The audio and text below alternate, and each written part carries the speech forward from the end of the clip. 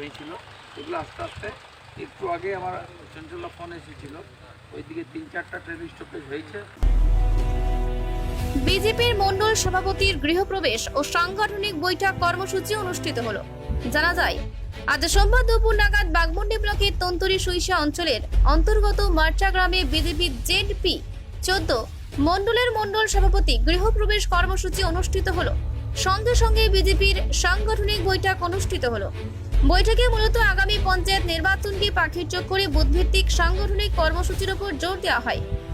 সাংগঠনিক বৈঠক বিশেষভাবে উপস্থিত ছিলেন পুরুলিয়া জেলা বিজেপির সভাপতি বিবেক রাঙ্গা, 2 সাধারণ সম্পাদক শঙ্কর মাহাতো ও বিপ্লব মুখার্জি, সহ সভাপতি রবীন সিংহ দেও, কিষাণ মোর্চার জেলা সভাপতি জগদীশ কুমার, যুব মোর্চার জেলা সভাপতি রোহিদাস মাহাতো, মণ্ডল সভাপতি বিভূতি রজক সহ বিজেপির একাধিক নেতা কর্মীরা।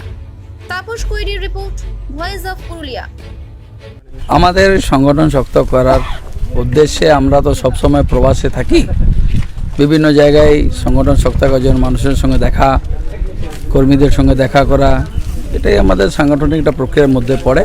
সেই প্রক্রিয়ায় আজকে আমরা এখানে এসেছি। আমাদের মণ্ডল সভাপতি আছে বিভূতি রজক মহাশয়, ওনার বাড়িতে এসেছি এবং গ্রামের লোক, আশেপাশে আমাদের কর্মী বন্ধুরা যা আছেন সবাই সঙ্গে দেখা সাক্ষাৎ করেছি। আগামী পঞ্চায়েত ভোটে আমরা কীভাবে লড়তে পারি রণকৌশল অল্প হলেও আলোচনা হয়েছে, আর আমরা 100% আকাঙ্ক্ষী আছি কি আগামী ভোটে, পঞ্চায়েত ভোটে ভারতীয় জনতা পার্টি এই অঞ্চলে ভালো ফলাফল করবে।